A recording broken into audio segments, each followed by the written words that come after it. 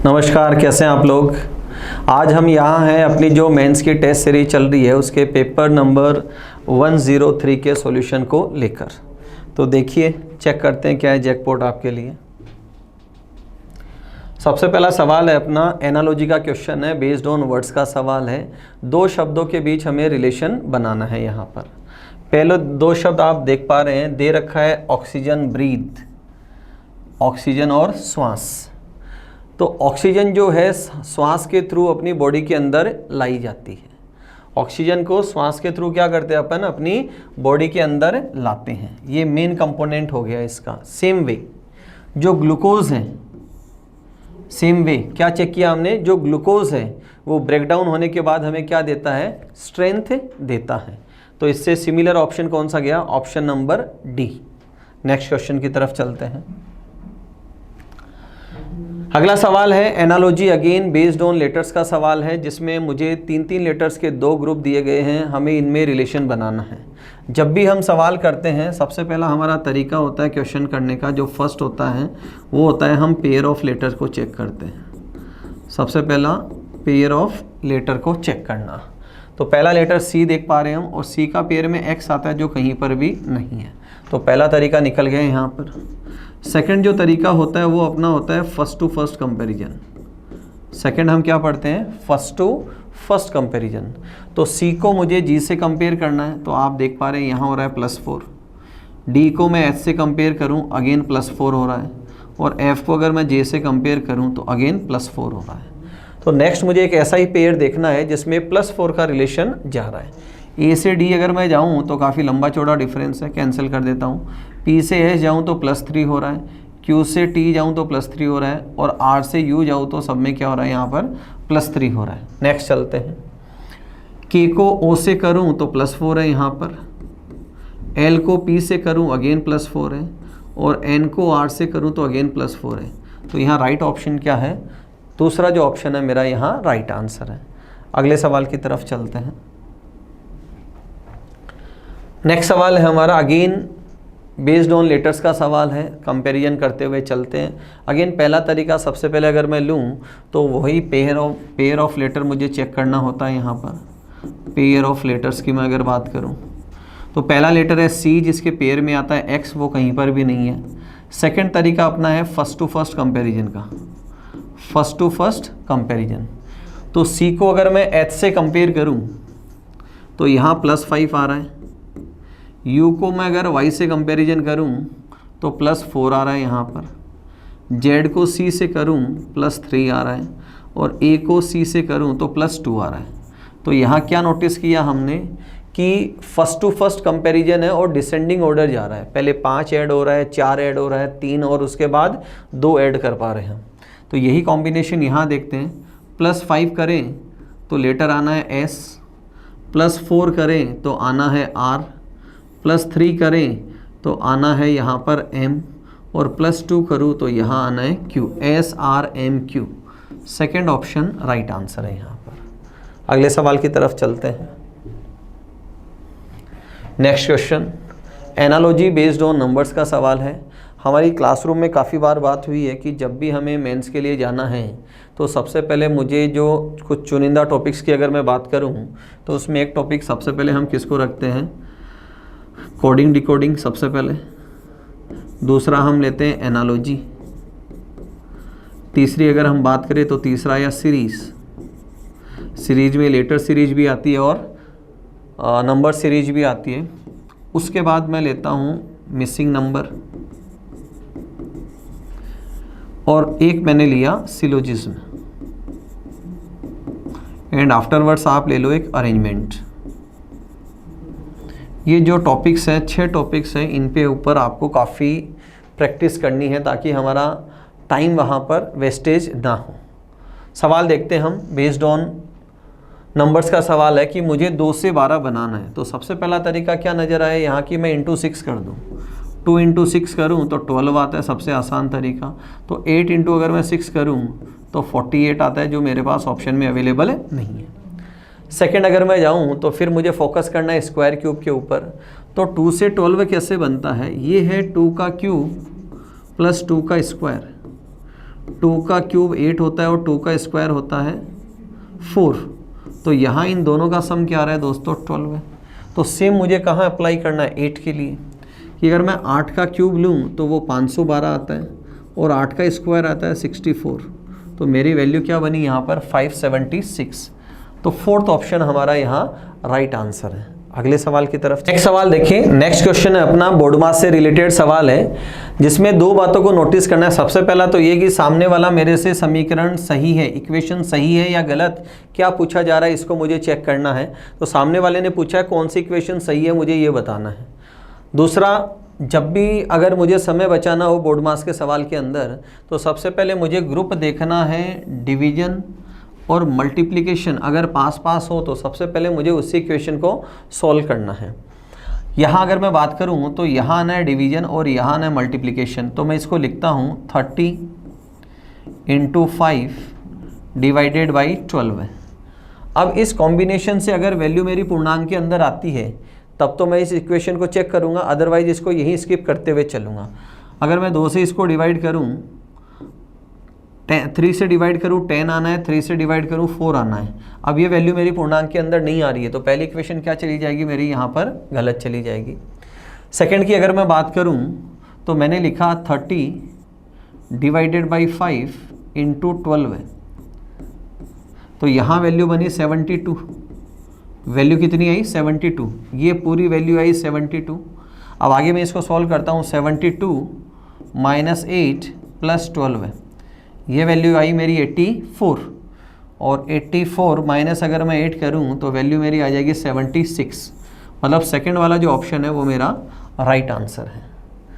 आगे बात करते हैं, नेक्स्ट सवाल की तरफ चलते हैं। नेक्स्ट क्वेश्चन डायरेक्शन का सवाल है। देखिए क्या कहता है सवाल। क्वेश्चन में गिवन है रमेश का मुख पूर्व दिशा की ओर है, मतलब रमेश ईस्ट फेसिंग है, यहाँ से इसका चेहरा इस तरफ है। फिर वह लेफ़्ट घूमता है और लेफ़्ट का मतलब हम क्या लिखते हैं, अगर मुझे लेफ़्ट जाना हो इट मीन्स मुझे एंटी क्लॉकवाइज घूमना है और कितना डिग्री घूमना है 90 डिग्री। तो मैं यहाँ से लेफ़्ट घूमूँ तो मैं नॉर्थ की तरफ जाऊँगा और 10 मीटर चलता है और कितना चला 10 मीटर। फिर राइट घूमता है, राइट का मतलब क्लॉकवाइज है और 5 मीटर चलता है। फिर साउथ की ओर 5 मीटर चलता है, मतलब डाउनवर्ड चला कितना 5, और वहाँ से 5 मीटर पश्चिम दिशा की ओर जाता है। यहाँ से पश्चिम आने का मतलब है यहाँ पर आया वो, और ये 5 चला। अपने मूल स्थान से वह किस दिशा में, ये उसका स्टार्टिंग पॉइंट था और अब फिलहाल यहाँ है। तो मूल स्थान से कौन सी डायरेक्शन में क्लियरली विजिबल है, वो नॉर्थ की तरफ है। तो थर्ड ऑप्शन हमारा यहाँ पर राइट आंसर है। अगले सवाल की तरफ चलते हैं हम। नेक्स्ट सवाल देखें, ऑड वन आउट का सवाल है, बेस्ड ऑन नंबर्स का सवाल है। जब भी अगर हम 4 डिजिट का कोई सवाल देखते हैं तो सबसे पहला तरीका होता है हमें क्यूब की तरफ जाना होता है कि हो सकता है जो 4 ग्रुप है उसमें से 3 ग्रुप में मुझे क्यूब गिवन हो, बट यहाँ पर क्यूब गिवन नहीं है। उसके बाद हम चलें तो देखो यहाँ क्या दे रखा है, इन जो चारों डिजिट्स का अगर मैं सम करूँ तो ये 12 आ रहा है यहाँ पर। नेक्स्ट 4 का अगर मैं सम करूं अगेन 12 आ रहा है यहाँ पर भी, और यहाँ बात करें तो यहाँ पर भी 12 है और यहाँ पर 11 है। तो क्लियरली विजिबल है कि ऑप्शन डी जो मेरा है यहाँ पर ऑड वन है। नेक्स्ट की तरफ चलते हैं। अगला सवाल क्लॉक का सवाल है और इसमें क्या दे रखा है, रवि की घड़ी की दुकान में 2 दीवार घड़ियाँ मरम्मत के लिए लाई गई। एक घड़ी में कुक्कू, जैसे कुछ आपने हैंगिंग क्लॉक्स जो वॉल क्लॉक है देखे हैं जिनके ऊपर एक पर्टिकुलर समय के बाद एक बर्ड आता है और वो वहाँ पर साउंड करता हुआ रहता है। तो इसने बोला एक घड़ी में कुक्कू प्रत्येक 16 मिनट के बाद बाहर निकलती है, जबकि दूसरी 18 मिनट के बाद बाहर निकलती है। दोनों जो बर्ड्स हैं उनको 12 बजे, ठीक कितनी बजे, 12 बजे वो एक साथ बाहर निकली, तो फिर वे दोनों एक साथ कब बाहर निकलेगी, मतलब दोनों का परस्पर मिलान किस वक्त होगा, एक पर्टिकुलर टाइम पर दोनों बाहर कब निकलेगी। तो देखो जब भी हम ऐसा सवाल करते हैं तो हमें क्या करना होता है, जो दो वैल्यूज़ है दोनों का एलसीएम लेना होता है। तो एलसीएम एक कॉमन पॉइंट आता है जहाँ पर दोनों की साउंड या दोनों का बाहर निकलना एक साथ होता है। तो पहला एक ऑप्शन दे रखा है मुझे 16 का और दूसरा दे रखा है 18 का। अगर मुझे इनका एलसीएम लेके चलना हो तो ये है 2 की पावर 4 और इसको अगर मैं एलिमिनेट करूँ तो ये है 3 की पावर 2 इंटू 2। तो पावर हमें मैक्सिमम लेनी होती है, तो एक पावर तो ली मैंने ये जो है 16 और दूसरा लिया इसको, तो 16 9 जा होता है 144। इसका मतलब वो 144 मिनट के बाद दोनों एक साथ बाहर निकलेगी। अगर मैं इसको आवर में कन्वर्ट करूं तो ये वैल्यू आनी है 2 आवर्स एंड 24 मिनट्स। तो 12 बजे के बाद ऑप्शन थर्ड मेरा राइट आंसर चला जाएगा कि 12 बजे के बाद 2 घंटे और 24 मिनट मतलब 2:24 पे दोनों बर्ड्स एक साथ साउंड करेंगे। अगले सवाल की तरफ चलते हैं। क्वेश्चन नंबर 39 सीरीज का सवाल है, बेस्ड ऑन लेटर्स फिलर्स का सवाल है। जब भी ऐसा सवाल करते हैं सबसे पहला तरीका होता है काउंटिंग करना। कितने लेटर्स का सवाल है, सबसे पहला तरीका है उन लेटर्स की काउंटिंग करना। तो लेटर्स की काउंटिंग करें तो 2 4 6 8 10 12 14 16 18 एंड 20 लेटर्स का सवाल है। तो 20 लेटर्स में सबसे पहला तरीका होता है मैं 4-4 लेटर्स के ग्रुप बनाऊं और उसके बाद 5-5 लेटर्स के ग्रुप बनाऊं। तो सबसे पहले मैं 4 लेटर्स के ग्रुप बनाऊं तो सीरीज का मैं ब्रेकडाउन करता हूं। तो ब्रेकडाउन में आपने देखा, अब मैं हर एक ग्रुप के अंदर 4 पोजीशंस हैं उनको कंपेयर करता हुआ चलता हूं। देखें बी ए दोनों लेटर्स अलग अलग है, तो सीरीज क्या चल सकती है यहाँ पर बी ए बी ए, एक सीरीज ये चल सकती है। दूसरा है बी ए सी बी ए सी, ऐसे 2 तरह की सीरीज को हम फॉलो करते हैं। तो यहाँ अगर मैं फर्स्ट की बात करूँ ऑल्टरनेट जिसको हम बोलते हैं तो बी ए आना चाहिए, वो यहाँ पर पॉसिबल नहीं है। तो पहली सीरीज़ तो क्या होगी मेरी यहाँ पर कैंसिल हो गई। सेकेंड की तरफ अगर मैं चलूँ तो मैंने लिखा बी ए सी, उसके बाद बी ए, यहाँ पर भी ये फ्लॉप हो गई।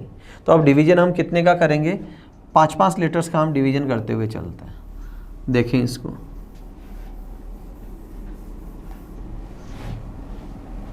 अगर मैं 5 लेटर्स पे सीरीज को ब्रेक डाउन करूँ, यहाँ 5-5 लेटर्स की अगर हम बात करें तो देखें पहला लेटर है बी सी ए, अगेन क्या आएगा बी सी ए, ये मेरी एक सीरीज चली। 3 लेटर्स डिफरेंट है तो नेक्स्ट 3 भी क्या होंगे डिफरेंट। तो सेकंड लास्ट पे मुझे चाहिए बी, जो एक ऑप्शन के अंदर है, यहाँ पर नहीं है, यहाँ पर भी नहीं है और यहाँ पर भी नहीं है। तो सिर्फ एक स्टेप से मेरे प्रश्न का आंसर आ गया। एग्जाम पॉइंट ऑफ व्यू की अगर मैं बात करूं कि मैं सीधा फर्स्ट ऑप्शन है उसको टिक करके आ सकता हूं। अगर मैं आगे बात करूं पोजीशंस की तो आप देखें यहाँ पर A B C and again A B C, मतलब हर पोजीशन के ऊपर तीनों लेटर्स डिफरेंट आने वाले हैं। आगे देखें यहाँ सी गिवन है तो सी ए और बी दे रखा है, फिर वापस से यहाँ क्या आना है सी आ जाना है। तो आप क्लियरली विजिबल है बी और सी मुझे दोनों मिल रहे हैं। तो अगर मैं इसको पूरा फिल कर दूं बी ए एंड अगेन ए है यहाँ पर।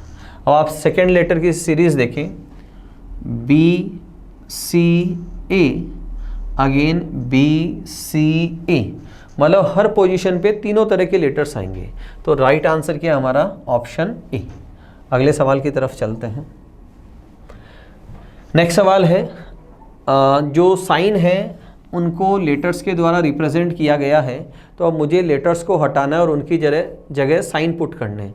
सॉल्व करते हुए चलते हैं। देखो इसको, तो सबसे पहले इक्वेशन की बात करूं तो यहाँ मैं लिखता हुआ चलता हूँ 18, F का मतलब है स्मॉलर देन, फिर 3, B का मतलब है प्लस, 6, E रिप्रेजेंट करता है मल्टीप्लिकेशन को, 8, G रिप्रेजेंट करता है माइनस को, उसके बाद 4 इंटू 12। बोर्ड मास के अकॉर्डिंग अगर इसको सॉल्व करें तो पहले मुझे मल्टीप्लिकेशन को सॉल्व करना है। तो मैं वैल्यू लिखूँगा 18 छोटा है 3 प्लस 48 माइनस 48, गॉट इट। 48 से 48 कैंसिल आउट है यहाँ, इसका मतलब 3 बड़ा है 18 से, तो पहला जो ऑप्शन है वो मेरा क्या हो गया यहाँ पर गलत हो गया। नेक्स्ट की तरफ अगर मैं चलूँ, सेकंड की तरफ चलूँ, तो दे रखा है 18 डिवाइडेड बाई 3 और जी बताता है माइनस को 6 प्लस 8 प्लस 4 इक्वल्स टू 12। यहाँ ये वैल्यू आई 6। अब पॉजिटिव जो वैल्यूज़ है अगर आप उसको लेके चलते हैं तो देखो 4 8 6 ये भी प्लस है, तो वैल्यू कितनी आई 18, और 18 माइनस 6 करूँ तो वैल्यू कितना आ रही है 12 है। तो सेकंड जो सीरीज़ है ऑप्शन जो है वो मेरा राइट आंसर है। अगले सवाल की तरफ चलते हैं। नेक्स्ट सवाल नंबर सीरीज का सवाल है और सारे नंबर आसपास ही दिखाई दे रहे हैं। तो कंक्लूजन की तरफ अगर मैं बढ़ूँ तो मुझे सबसे पहले चेक करना है कि 4 से 8 कैसे बनाऊँ, तो इसको इंटू 2 कर देता हूँ मैं। फिर 8 से 11 कैसे बनाऊँ, तो इसमें मैं +3 ऐड कर दूँ, फिर अगेन इंटू 2, फिर अगेन +3 एंड अगेन इंटू 2। काफ़ी आसान सवाल है। तो नेक्स्ट वैल्यू आ जाएगी यहाँ पर अपनी 50। ऑल्टरनेट प्रोसेस दे रखी है, एक बार मल्टीप्लाई करना है, एक बार एडिशन करना है। नेक्स्ट सवाल की तरफ चलते हैं। अगला सवाल दे रखा है सीक्वेंस ऑफ वर्ड्स का सवाल है। 7 वर्ड्स दिए हैं जिन्हें मुझे एक निश्चित क्रम के अंदर जमाना है। तो शब्दों की बात करूं जिसमें दे रखा है जन्म, मृत्यु, बाल्यावस्था, शिशु अवस्था, किशोरावस्था, प्रौढ़ अवस्था और वृद्धावस्था। अगर इनमें सारी अवस्थाओं की बात करूं तो शिशु के बाद बाल्य, किशोर, प्रौढ़ और उसके बाद आना है वृद्धावस्था। ये इसकी सीरीज बनी मेरी। फाइन। तो सबसे पहले क्या होना है जन्म, तो शुरुआत हुई 1 से 2 के अंदर। जन्म के बाद क्या होगा, शिशु अवस्था आएगी, शिशु के बाद बाल्यावस्था आएगी, फिर किशोरावस्था, प्रौढ़ अवस्था, वृद्धावस्था और उसके बाद पिक्चर ख़त्म। फाइन। तो यहाँ ऑप्शन बी मेरा राइट आंसर है। अगले सवाल की तरफ चलते हैं। नेक्स्ट क्वेश्चन की बात करें, analogy group determination based on numbers का सवाल है। तो सवाल में मैंने देखा कि मेरे पास 3 वैल्यूज़ है, 48, 64 और 78 मेरे पास वैल्यूज़ हैं। फाइन। तीनों नंबर आसपास ही दिखाई दे रहे हैं, बट अगर मैं ऑप्शंस की तरफ जाऊं तो देखो पहले ऑप्शन में प्राइम नंबर दिखाई दे रहा है, यहाँ एक प्राइम नंबर मुझे दिखाई दे रहा है और यहाँ भी मुझे प्राइम नंबर दिखाई दे रहा है। तो मैंने यहाँ से कंक्लूजन क्या निकला कि ये जो तीनों नंबर्स हैं इनका जो HCF है वो 2 है। तो मुझे एक ऐसी वैल्यू देखनी है जिसका HCF क्या हो 2। तो ऑप्शन सेकंड यहाँ पर राइट आंसर जाएगा। नेक्स्ट सवाल की तरफ चलते हैं। अगला सवाल देखिए, ब्लड रिलेशन का सवाल है। क्या कहता है, पढ़ते हैं सवाल को, थोड़ा स्पेस बनाते हैं यहाँ पर। देखो सवाल क्या कहता है, यदि रानी के पिता के चाचा, if the paternal uncle of the father of Rani, तो ये तो है रानी और ये रानी के पिता और ये हो गए पिता के चाचा, इनकी बात हो रही है, इसको हाईलाइट कर दिया। अनूप के पिता के पोते हैं, ये अनूप हैं और अनूप के पिता हैं और पिता के पोते हैं। इसका पोता, तो पोता अनूप का बेटा भी हो सकता है या अनूप के भाई का बेटा भी हो सकता है। आगे क्या दे रखा है, अनूप अपने पिता का इकलौता बेटा है, इसका मतलब जो पोता होगा वो अनूप का ही बेटा होगा, ये इसकी बात हो रही है। तो रानी से अनूप का, तो जहाँ जहाँ हमने स्टार लगाया ये दोनों लोग कौन है, सेम है। तो इसका मतलब इसका फादर कौन हो गया, अनूप। यहाँ फादर कौन आया, अनूप। अब इसने पूछा रानी से अनूप का, तो अनूप से मैं किधर जाऊं, रानी की तरफ। रानी से मेरे से रिलेशन पूछा, इसका मतलब Rani will call Anoop, Rani will call Anoop. Rani किसको कॉल करेगी, अनूप को। तो ये रानी का पिता है और ये रानी का दादा है और वो दादा का भी पिता है जिसे हम बोलते हैं परदादा, इसका मतलब ग्रेट ग्रैंड फादर। आंसर क्या आएगा, ग्रेट ग्रैंड फादर। अगले सवाल की तरफ चलते हैं। नेक्स्ट सवाल देखें। अगला सवाल दे रखा है, अगेन बोर्ड मास टाइप सवाल है, मुझे अरेंज करते हुए इनको चलना है और इन्होंने कुछ जो साइन है उनके सिंबल्स के मीनिंग दे रखे हैं। तो यहाँ दे रखा है ट्राइंगल बताता है कि बिगर देन, मतलब C is bigger than A, तो इसको मैं डिनोट करता हूँ C is bigger than A। Next अगर मैं बात करूँ बॉक्स की, तो बॉक्स क्या कहता है मुझे, A is smaller than B, इसका मतलब B बड़ा है ए से। नेक्स्ट की अगर मैं बात करूं तो नेक्स्ट कहता है D is equal to B, D is equal to B. Next की तरफ अगर मैं चलूं तो ये कहता है B is smaller than C, B is smaller than C, B is smaller than C। अब मेरे से पूछा है कि इसके बिहाफ पर कौन सा सही होगा, जो 4 ऑप्शंस दे रखे हैं। तो ये पहला ऑप्शन क्या कहता है, अगर मैं इसको पढ़ता हूँ कि D is greater than C, जो कि गलत है क्योंकि यहाँ क्या है C is greater than D, तो पहला ऑप्शन गलत है। सेकंड की तरफ अगर मैं चलूँ तो सेकंड कहता है D is smaller than C, और यहाँ कंक्लूजन है D is smaller than C, तो ऑप्शन बी मेरा यहाँ पर राइट आंसर है। ये एक जो कंपैरिजन के हम सवाल पढ़ते हैं उसके अंदर है, जिसका प्रेजेंटेशन एक नए रूप में दिया गया है। नेक्स्ट सवाल देखें, क्वेश्चन नंबर 46, 16वां सवाल है out of 30 questions. Number puzzle का सवाल है जिसमें 15 और 10 से मुझे ये वैल्यू बनानी है। तो यहाँ ये वैल्यू बन रही है, मुझे विजिबल ये हो रहा है कि मैं 15 इंटू 10 कर दूँ। 15 इंटू 10 किया तो आया 150, और उसमें मैंने एडिशनली 5 लिखा है। देखते हैं आगे भी यही प्रोसेस है क्या। 22 इंटू 5 करूँ तो 22 गुणा 5 110 होता है। एडिशनली मैंने क्या पुट किया यहाँ पर 5। परफेक्ट जा रहा है रिलेशन। तो अगर मैं यहाँ मल्टीप्लाई करूँ 19 गुणा 10 तो 190 आना है, और उसके आगे मुझे क्या लिखना है 5। तो ऑप्शन फर्स्ट मेरा यहाँ पर राइट आंसर है। अगले सवाल की तरफ चलते हैं।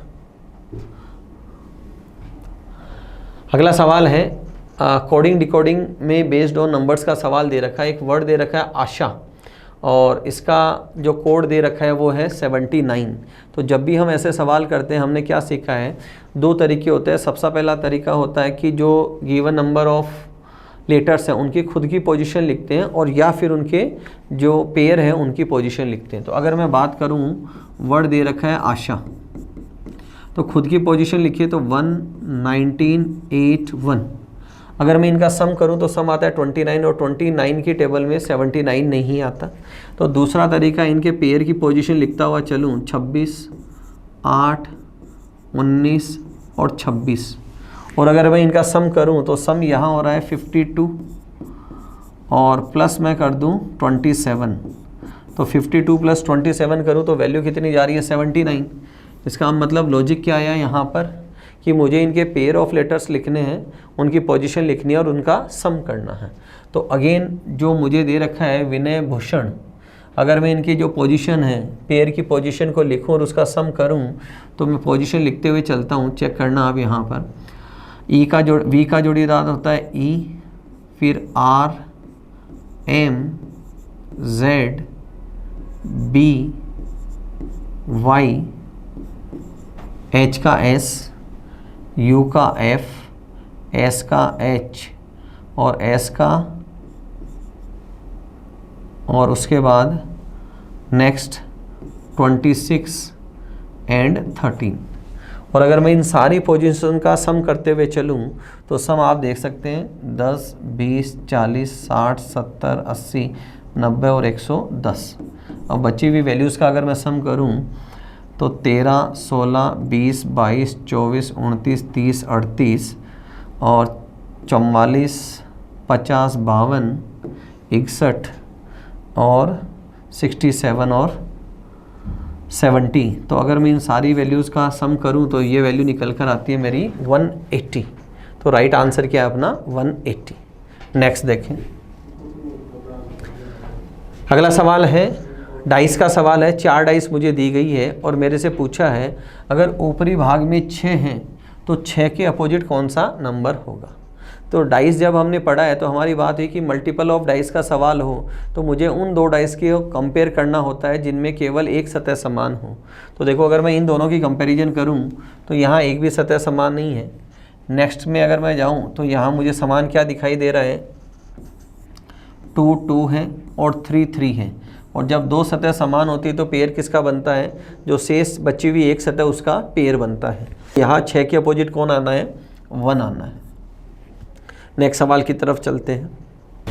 देखें 49 वेन डायग्राम का सवाल है जिसमें 3 जो वेरिएबल्स हैं मेरे पास, एक है सूडान, खार्तूम और चिली। और रिलेशन जब भी हम पढ़ते हैं तो 3 तरह से पढ़ा जाता है। रिलेशन आता है सम आर, ऑल आर और नो वन का रिलेशन आता है। तो अगर मैं सूडान और खार्तूम की बात करूं तो खार्तूम जो है वो राजधानी है। खार्तूम क्या है? सूडान की कैपिटल है, राजधानी है। तो यहाँ रिलेशन आ जाएगा ऑल आर का, और चिली एक अलग देश है तो रिलेशन बनेगा डी वाला कि ये तो है खार्तूम, और खार्तूम क्या है? सूडान की राजधानी है, और ये चिली डिफरेंट हो गया। अगले सवाल की तरफ चलते हैं। अगला सवाल है अगेन सीक्वेंस ऑफ वर्ड्स का सवाल है, जिसमें मुझे 5 वर्ड्स दिए गए, इनको मुझे अरेंज करना है। तो देखो यहाँ क्या दे रखा है, सबसे पहले क्या हो? अपराध हो। सबसे पहले क्या हो? अपराध हो, क्राइम हो।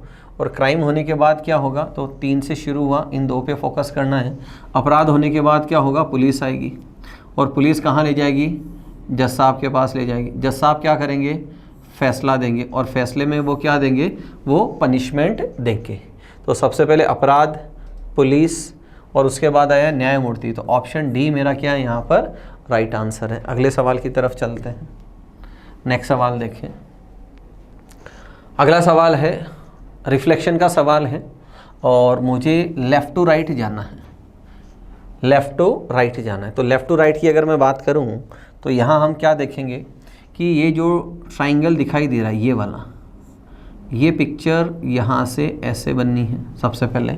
तो लेफ़्ट हैंड के ऊपर मुझे पहला ऑप्शन एलिमिनेट है मेरा, और दूसरा ऑप्शन भी एलिमिनेट है। सी और डी के अंदर मुझे ये दिखाई दे रहा है।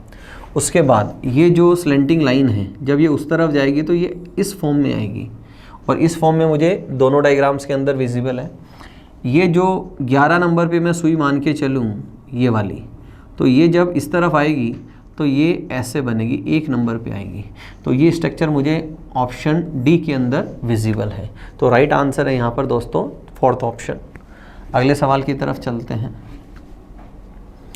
नेक्स्ट सवाल है अपना सिलोजिज्म जो टॉपिक है उसका सवाल है। बात करते हैं क्वेश्चंस की। देखें, दे रखा है सम कैट्स आर किटन्स, कुछ बिल्लियाँ बिलोटे हैं। तो डायग्राम बनाए यहाँ, सम कैट्स आर किटन्स। आगे दे रखा है ऑल डॉग्स आर किटन्स, सारे जो डॉग हैं वो क्या है? किटन है। सभी कुत्ते बिलोटे हैं। पहला रिलेशन दिया है बिल्ली और कुत्ते के बीच कि सम कैट्स आर डॉग्स। तो देखो कैट और डॉग के अंदर कैसा रिलेशन है? पॉसिबिलिटी का। यहाँ कैट है और यहाँ पर डॉग है, तो कैट और डॉग में कैसा रिलेशन है? पॉसिबिलिटी का। अब पॉसिबिलिटी के लिए बातें होती है 2। सामने वाले ने एक दे रखा है सम आर, मतलब पॉजिटिव दे रखा है। अब इसके साथ मुझे चाहिए नेगेटिव, और नेगेटिव में आता है नो वन। नेगेटिव में क्या आता है? नो वन, जो गिवन नहीं है। तो पहला वाला ऑप्शन क्या हो जाएगा? गलत। सेकंड दे रखा है सभी कुत्ते बिलोटे हैं, ऑल डॉग्स आर किटन्स, ये रिपीटेशन है। ये क्या है? रिपीटेशन है, और रिपीटेशन हमेशा गलत माना जाता है, तो दोनों ही गलत है। तो इसमें ऑप्शन है मेरे पास नीदर फर्स्ट नॉट सेकंड, कि ना तो सेकंड कंक्लूजन फॉलो करता है ना ही फर्स्ट करता है। अगले सवाल की तरफ चलते हैं। नेक्स्ट सवाल है कि मुझे इस फिगर को क्या करना है? कंप्लीट करना है। इनकम्प्लीट फिगर का सवाल है। तो मैं फ़ोटो अगर इसकी बनाते हुए चलूँ तो खुद से अगर हम बनाएं तो 1 2 3 लाइन्स आनी है, और कौन से चैम्बर के अंदर? जो नॉर्थ और ईस्ट के बिटवीन आ रहे हैं। तो नॉर्थ ईस्ट के बिटवीन अगर मैं बात करूं तो मुझे दिखाई दे रहा है सी ऑप्शन के अंदर, मुझे दिखाई दे रहा है कि नॉर्थ ईस्ट के अंदर आ रहा है, और एक आ रहा है ऑप्शन नंबर ए के अंदर। अब अगर मैं इसको कंप्लीट करूं तो फिगर ऐसे बनना है ये, और एक कॉर्नर के अंदर बनना है। तो ये सारा स्ट्रक्चर मुझे ऑप्शन सी के अंदर दिखाई दे रहा है। अगले सवाल की तरफ चलते हैं। Question number 54। नेक्स्ट दे रखा है एम्बेडेड फिगर का सवाल है, और मुझे बताना है कि उत्तर आकृतियों में से प्रश्न आकृति में सन्निहित आकृति पैटर्न खोजिए। तो मुझे पता लगाना है कि वैल्यू कौन सी मेरे पास यहाँ पर है। देखो ये स्ट्रेट लाइन हमें विजिबल है, यहाँ पर ये स्ट्रेट लाइन आ रही है। अब इससे नॉर्थ वेस्ट की तरफ ये जो लाइन जा रही है ये यहाँ पर अवेलेबल नहीं है, तो पहला ऑप्शन क्या हो गया मेरा? गलत ऑप्शन हो गया। सेकंड, इतना आसपास में मुझे कोई भी स्ट्रक्चर दिखाई नहीं दे रहा है। इतना आसपास में मुझे कोई भी स्ट्रक्चर दिखाई नहीं दे रहा है। और अगर मैं ये वाला स्ट्रक्चर लूँ, ये स्ट्रक्चर अगर मैं इसको मान लूँ, इसको मैं अज्यूम कर लूँ, तो यहाँ से इसके पास 90 डिग्री और ये स्लेंटिंग लाइन, तो ऐसा स्ट्रक्चर मेरे पास अवेलेबल नहीं है।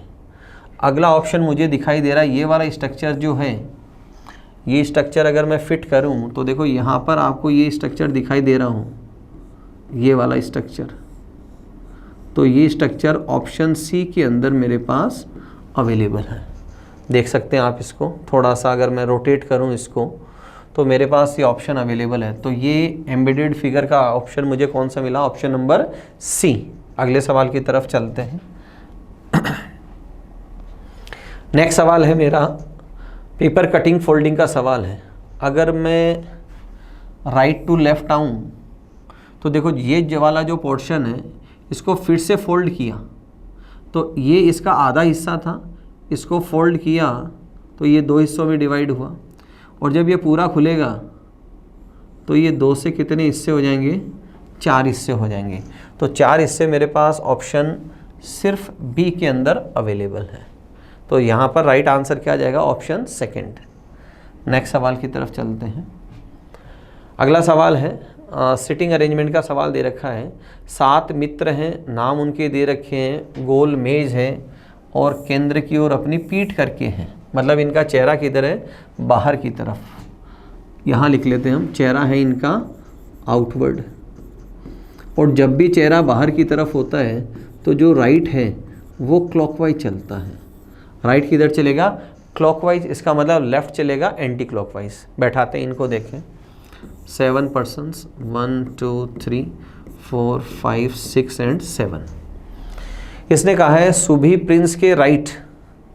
प्रिंस के राइट, तो पहले मैं प्रिंस को लेता हूँ, ये प्रिंस है और जो प्रिंस का राइट है वो चलेगा क्लॉकवाइज। सुभी प्रिंस के दाईं ओर ठीक बगल में है, तो यहाँ है सुभी। नेक्स्ट दे रखा है नैतिक और कृष विशाल के दाईं या बाईं और ठीक बगल में नहीं है। मतलब नैतिक और जो कृष है वो विशाल के पड़ोसी नहीं है। आगे दे रखा है विशाल प्रिंस के लेफ्ट, ये प्रिंस है हमारे पास, इसका जो लेफ्ट है वो चलेगा एंटी क्लॉकवाइज। और प्रिंस के लेफ्ट तीसरे स्थान पर, फर्स्ट सेकंड और थर्ड, यहाँ आ जाएगा विशाल। फाइन। और फिर दे रखा है महिमा विशाल के ठीक राइट बैठी है। तो विशाल के राइट जाना है तो मुझे क्लॉकवाइज जाना है, तो यहाँ कौन आ जाएगा? महिमा। फिर आगे इसने दे रखा है कि हमसे सवाल पूछा है कि प्रिंस के दाईं ओर तीसरे स्थान पर कौन है? ये प्रिंस है। अब देखो टोटल 7 लोग थे, 7 में से 1 2 3 4 4 लोग आ चुके हैं। फिर इसने बोला नैतिक और जो कृष है ये विशाल के लेफ्ट राइट नहीं आएंगे, मतलब यहाँ पर नहीं आएंगे। तो इन दोनों की पोजीशन ये जा सकती है कि नैतिक यहाँ हो सकता है तो कृष भी यहाँ हो सकता है, नैतिक यहाँ तो यहाँ पर कृष भी हो सकता है। अब एक बचा हुआ आदमी कौन है? सुभी आ गई, प्रिंस आ गया, केतन बचा कौन? केतन। तो यहाँ कौन आया? केतन। अब इसने पूछा कि प्रिंस का राइट, तो प्रिंस का राइट चलेगा क्लॉकवाइज डायरेक्शन में ऐसे। तो फर्स्ट सेकंड और थर्ड पे कौन आया? केतन। तो राइट आंसर चला जाएगा ये ऑप्शन सेकंड। अगले सवाल की तरफ चलते हैं, क्वेश्चन नंबर 57। नेक्स्ट सवाल दे रखा है सीरीज का सवाल है, नंबर सीरीज जो सारे नंबर आसपास दिखाई दे रहे हैं और जब भी सारे नंबर आसपास हो तो हमें डिफरेंस के थ्रू क्वेश्चन को करने की आवश्यकता होती है। पहले अगर मैं इन नंबर्स के बीच डिफरेंस की बात करूं तो यहाँ डिफरेंस आ रहा है अपना 12। आगे अगर मैं डिफरेंस की बात करूं, डिफरेंस आ रहा है यहाँ पर 6। आगे बात करूं अगेन 6 है। उसके अगर आगे मैं यहाँ पर जाऊँ तो डिफरेंस आ रहा है अपना 9, और 9 से आगे फिर आगे 2 डिफरेंसेस मेरे पास और है। तो जो नंबर मेरे पास रिलेशन आया कि मुझे 12 से 6 बनाना है तो मैं क्या करूँगा? इंटू 1/2 करूँगा। 6 से मुझे 6 बनाना है तो इंटू 1 करूँगा, और 6 से अगर मुझे 9 बनाना है तो इंटू मैं 3/2 करूँगा। तो क्लियरली विजिबल है कि जो डिफरेंस आ रखा है उसमें डिफरेंस क्या बन रहा है? इंटू 1/2 इंटू 1 इंटू 3/2, तो आगे आ जाएगा इंटू 2। आगे क्या आएगा? इंटू 2। तो इंटू 2 करूँगा तो यहाँ पर जो वैल्यू आएगी वो क्या आएगी? 18। यहाँ पर वैल्यू क्या आएगी? 18। ये वाली वैल्यू आ जाएगी यहाँ पर 18। तो अगर मैं 18 इसमें ऐड कर दूंगा तो मेरा आंसर आ जाएगा 113। तो ऑप्शन फर्स्ट यहाँ पर राइट आंसर है। नेक्स्ट सवाल की तरफ चलते हैं। अगला सवाल है कोडिंग डिकोडिंग का सवाल है और बेस्ड ऑन नंबर्स का सवाल है। तो देखिए क्या लॉजिक है यहाँ पर। सबसे पहला तरीका हम करते हैं, जब भी हम सवाल करते हैं तो हमें चेक करना होता है लेटर की पोजीशन। तो पहला लेटर सी दे रखा है, तो सी आता है 3 नंबर पे। तो 3 स्टार्टिंग और लास्ट में नहीं है, बट 3 कहाँ दे रखा है, सेकंड पोजीशन पे। तो मैं ये मान सकता हूँ कि जो फर्स्ट लेटर है उसकी पोजीशन सेकंड है, तो सेकंड की थर्ड होनी चाहिए। तो सेकंड लेटर है मेरे पास आर, और आर की पोजीशन है 18। 18 कहीं पर भी अवेलेबल नहीं है, तो पहला कंसेप्ट यहाँ पर मेरा गया गलत। सेकंड उसके बाद आता है कि मैं पोजीशन देखता हूँ। पहला आता है इटसेल्फ, कि मुझे खुद की पोजीशन देखनी है। दूसरा आता है मुझे पोजीशन देखनी है पेयर की। पोजीशन अगर मैं पेयर की बात करूं तो सी का जोड़ीदार आता है एक्स, जो 24 मुझे दे रखा है। आर का जोड़ीदार आता है आई, वो भी अवेलेबल है। ओ की पोजीशन है 15।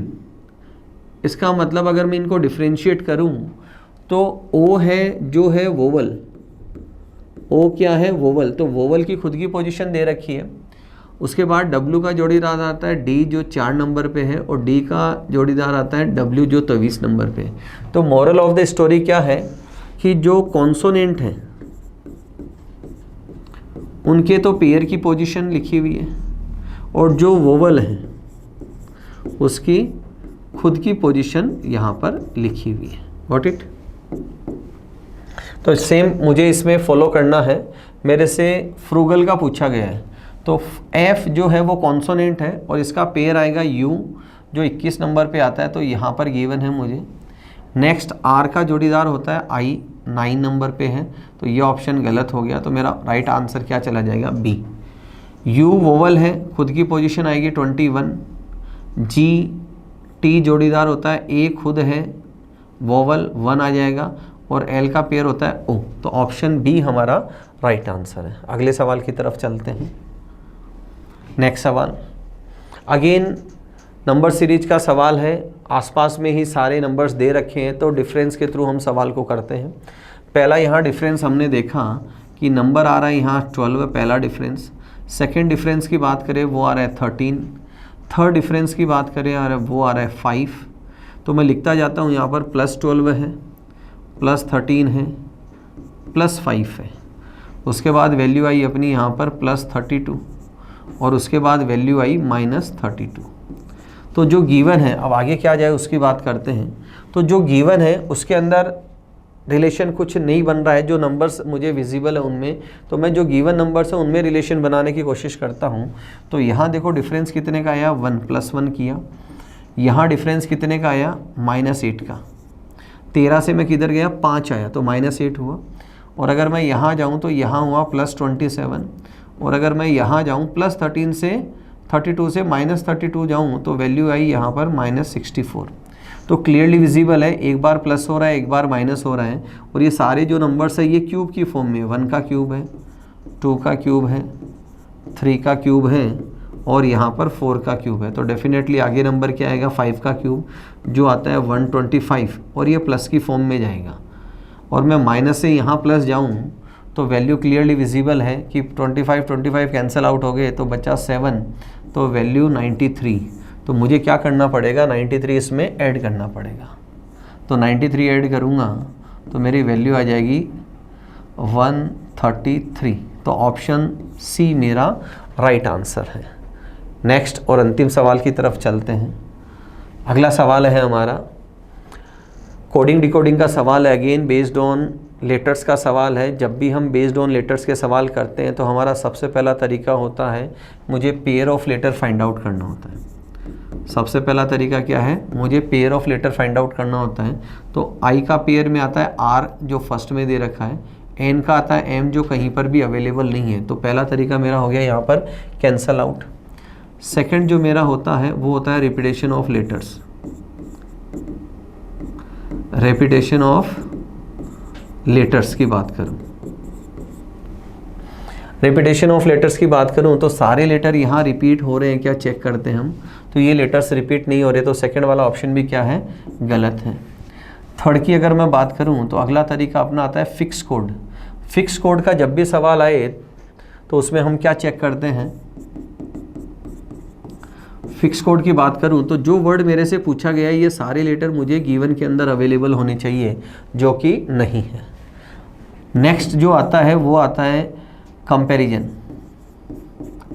नेक्स्ट आता है अपना कंपैरिजन, और कंपैरिजन में दो तरीके पढ़ते हैं हम। पहला होता है फर्स्ट टू फर्स्ट और दूसरा होता है first to last. First to first comparison की बात करूं तो आई को मुझे आर से कंपेयर करना है, तो यहाँ जा रहा है +9।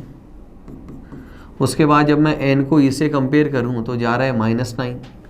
फिर मैं एच को ई से कंपेयर करूं तो यहाँ जा रहा है -3, और ए को डी से कंपेयर करूं तो जा रहा है +3। फिर एल को मैं आई से कंपेयर करूं तो जा रहा है -3, और ई को एच से मैं कंपेयर करूं तो जा रहा है +3। ये मेरे सामने एक रिलेशन आया कंपैरिजन में, कौन सा? फर्स्ट टू फर्स्ट कंपैरिजन का। अब सेम प्रोसेस अगर मैं फॉलो करूं तो मुझे एम में +9 अगर मुझे करना हो तो +9 करने पे आता है यहाँ पर 22, और 22 पे आता है वी, जो मेरे पास कहीं पर भी अवेलेबल नहीं है। तो ये तरीका निकल गया यहाँ से। और नेक्स्ट अगर मैं फर्स्ट टू लास्ट कंपेयर करूँ, मतलब मैं आई को एच से कंपेयर करूँ तो +1 हो रहा है, और एन को आई से कंपेयर करूँ तो -5 हो रहा है। यहाँ भी कोई रिलेशन नहीं बन रहा है। नेक्स्ट हम पढ़ते हैं इसमें क्रॉस चेक करना। नेक्स्ट तरीका क्या है अपना? क्रॉस चेक करना। क्रॉस चेक में अगर आप देखें,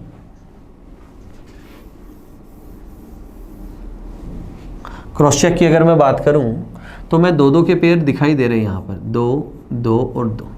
यहाँ पर भी मैं 2-2 के पेयर बनाता हूँ। तो देखो बाहर निकाल लेते हैं इसको। इनहेल INHALE, और इनहेल का कोड लिखा है REEDIH। फर्स्ट का सेकंड पे और सेकंड का फर्स्ट पे। आई से E -4 और N से R +4। नेक्स्ट HA, यहाँ H से D -4 और A से E +4 दे रखा है। अगेन दोनों में क्रॉस चेक। तो जो मेरे से पूछा है MIT, तो यहाँ देखो, जब मैं यहाँ देखें फर्स्ट में -4 हो रहा है और सेकेंड में +4 हो रहा है, तो I +4 करूँगा तो यहाँ पर M आना है, और M में से -4 करूँगा तो I आना है। दो मिल गए मुझे, ऑप्शन एक ही है मेरे पास यहाँ पर। अगर मैं GH को बाहर निकालूँ तो -4 होना है और यहाँ +4 होना है, तो L और C मिला मुझे। और उसके बाद अगर मैं T और Y को बाहर निकालूँ तो -4 में P मिला और +4 के अंदर यहाँ पर C मिला, तो CP यहाँ। तो ऑप्शन बी मेरा यहाँ पर राइट आंसर है। तो दोस्तों ये थे आज के हमारे 30 क्वेश्चंस। एक्सप्लेन किया है, सारी चीज़ों को आराम से देखें। अगले वीडियो में मुलाकात करते हैं हम जो नेक्स्ट पेपर अपना है उसके सॉल्यूशन को लेकर। तब तक अपना ध्यान रखें और मुस्कुराते रहें। Thank you everyone.